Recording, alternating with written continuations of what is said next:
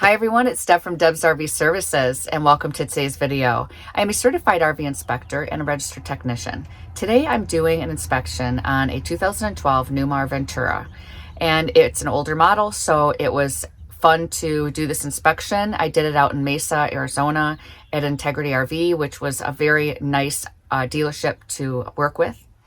So I would recommend them. So there were some things I found, and so this should be a really good video for you. And I also wanted to let people know that I have left Arizona for a few months for the summer.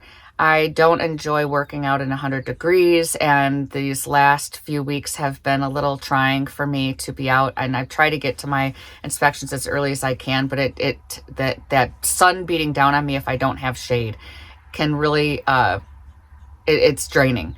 But I'm just not used to being in 120 degrees, and so I'm a little bit of a wimp when it comes to that. So I'm leaving and I'm heading towards Colorado and then somewhere north. I'm not sure yet, but I'm making my way up into the cooler temps.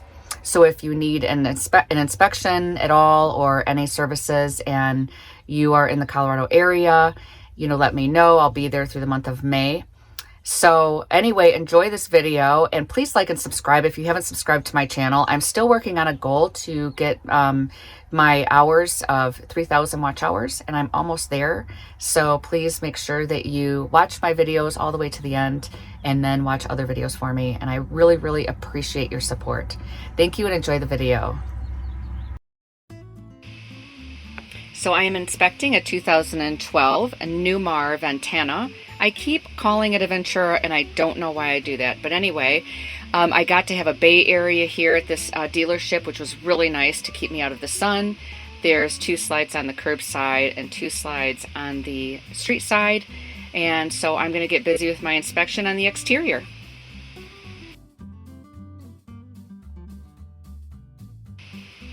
Starting out by looking at the windshield wipers here.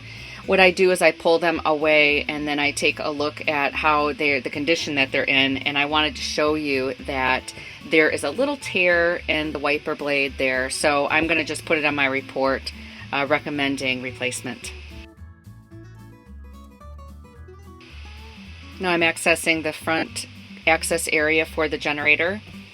Take a look at the generator, and then I'm also going to pull the fluid. This is a Cummins Onan 6000, and I'm looking all around the whole area, looking at the fluids and anything else I can see.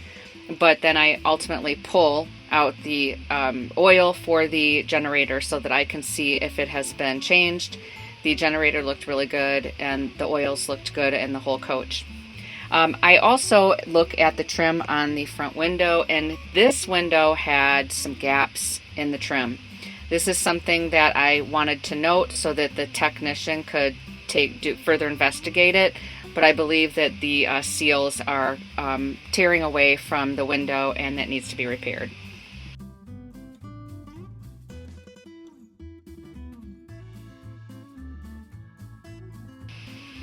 Now I'm taking a look at the sidewall, doing all of my inspector checks, and then I note that the sealant, there's some areas of the sealant on the sidewall that need to be repaired by a tech.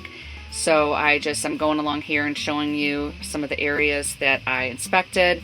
And then on the end, I see that there's some cracks and stuff, a little bit of cracks in the paint and stuff like that, but it is a 2012, but the sealant does need to be addressed on this trim piece going all the way up.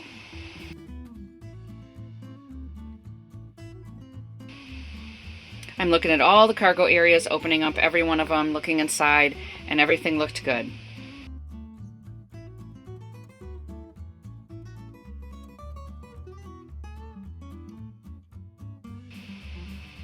I'm running out my door awning, and then I'm going to run out the main awning. So I check all the awnings and make sure that they come out correctly here. I didn't have a whole lot of room, but I was still able to check that awning out. I'm running the slide in and out. I'm going to check all the slides this way and make sure that they go in and out correctly and that they have proper alignment. And then when I go on the interior, I can also sometimes look at the roof. And it's a great way for me to see the roof if I have this kind of access. So I take a look up there, I'm looking at all the seals and everything. I always want to make sure that there is proper alignment with the seals going all the way from the top to the bottom. I'm going to look at all the trim areas too, and I'm going to kind of put a little tug on there to make sure that it's not loose. And I will go to the other side if I have any kind of access. This side here, there's really nowhere for me to put my hand in there, but I'm just looking again at alignment. Now, one of the things that I did note when I'm going to show you on the exterior here, I noticed that there seemed to be something off. What I was doing is I look at the top and I look at the bottom and I try to gauge if it is aligned correctly, meaning is it the same width at the top as it is at the bottom? And this one looked off a little bit. And one of the things that I was able to notice are these screws. So the screw on that end there, when I looked straight up, did not align. That screw, it was slightly interior.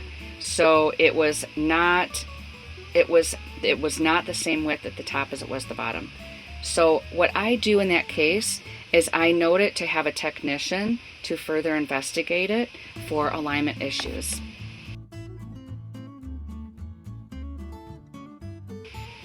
Now I have the slide all the way out and I'm looking on the interior and I'm looking at that seal there, and it is also different. Look at how as you go up it separates even further apart, so it's not flush against the wall like it should be.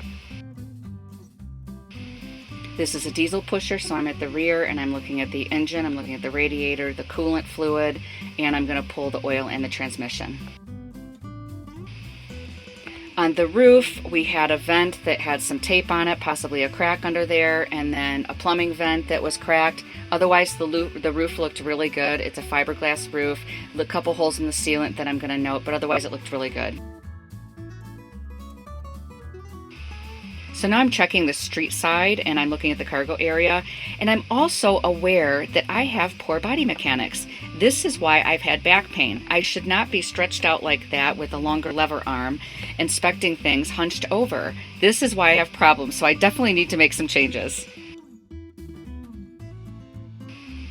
I am inspecting the water heater area and I'm making sure that there's proper sealant around the gas line, but I'm also noting that there are sealant issues surrounding the access area for the water heater. You always want to look at the sealant around all of the accessed areas and cargo areas and sidewalls. This also has some trim pieces that need some sealant work as well.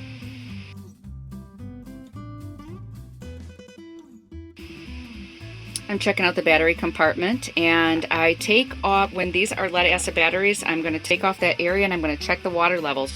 Look at this. This does not have the water levels correctly in there. There is no water.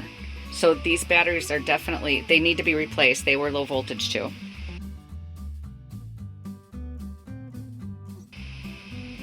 And I ran the slides in and out just like I do on the curbside. Slides worked great. I had no issues there.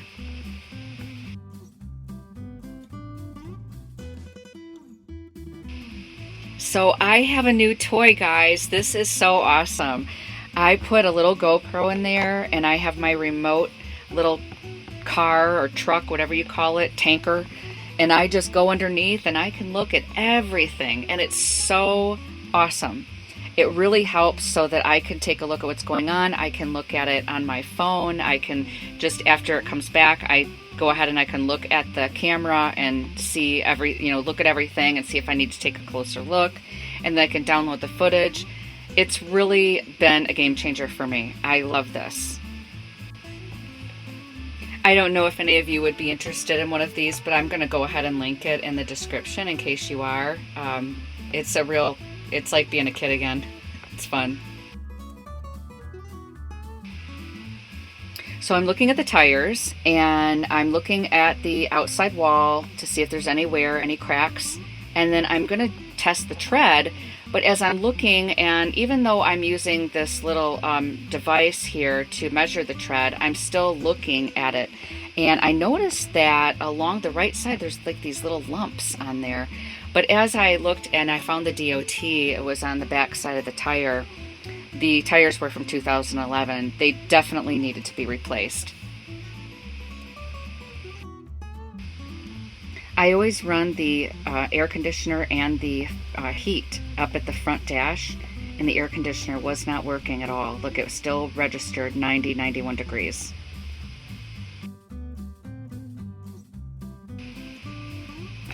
I tested the front shades and they were not coming down. I tried it multiple times. They only came down just a smidge. They were not working correctly.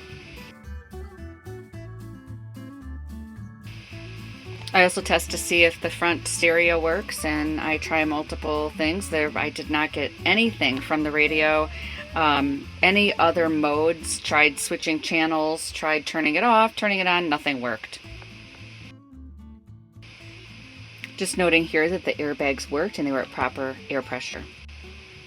Here is the interior. I really love this coach, and it's a 2012. I actually like when things are a little bit more manual. That is what you have here. It's not all this electric, the newer stuff. It is good old-fashioned manual. I love the cabinetry. It's really nice, solid. And the kitchen area was really good. You have a regular propane stove, and I love that little desk area where you can have for eating space and a workspace. A little bit smaller TV. You have an absorption refrigerator, so you can use it on propane or 120, which I love. And then back here you have your bathroom, which is nice. And then we're going to look at the bedroom area, and then the shower is separated from the bathroom. So really nice interior.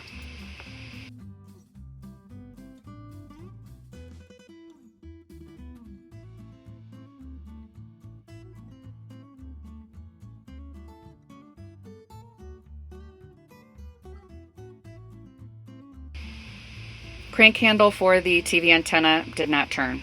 That was noted in the report.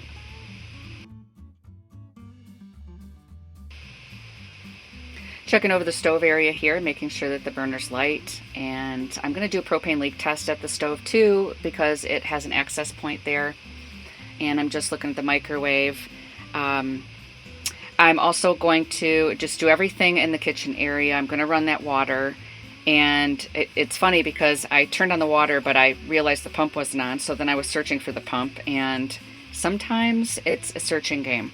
But anyway, I found it in this little drawer here, so sometimes it's in the funniest places.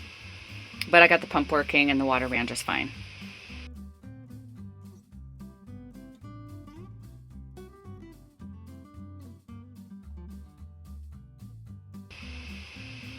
Now again, I am looking for, I'm just turning on all the lights to see if everything works. And again, I'm showing you guys this because it's humor. This is me looking to find the switch. Can't find the switch. I don't know where it's at, and it's somewhere, but I'm looking in the completely wrong place. So I'm just trying to find the switch, looking, can't figure it out, floundering. How come that works, but the others don't work?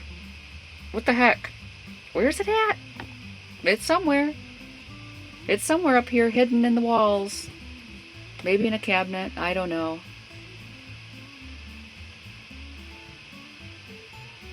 It's gonna happen. You'll see.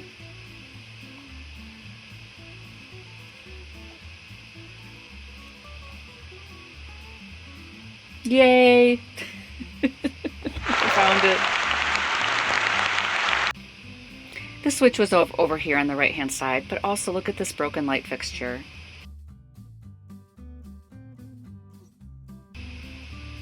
So here's my favorite part. I really like the dinette, and you can move the chair, and you can open up this little drawer space and pull out a table for your keyboard so that you can work. So it can be a workspace or a dinette.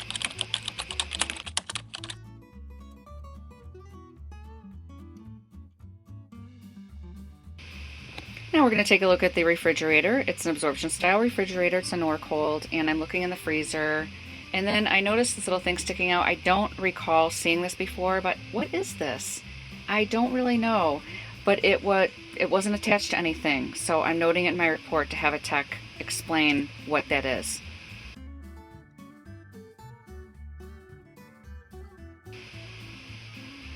Everything else looked good in the refrigerator. I open up the drawers, the doors, and make sure that everything looks good, and I'm noting down the model and serial number, and then I'm making sure that it also works on propane and AC, and it worked on both. In the shower area, I just kind of noted some sealant issues that had some gaps in it, so it was pulling away from the wall, so I noted for them to repair. I inspected everything else, the rest of the bathroom and the bedroom. Everything else looked good. So this is it for my video. I hope you guys enjoyed watching, and see you next time.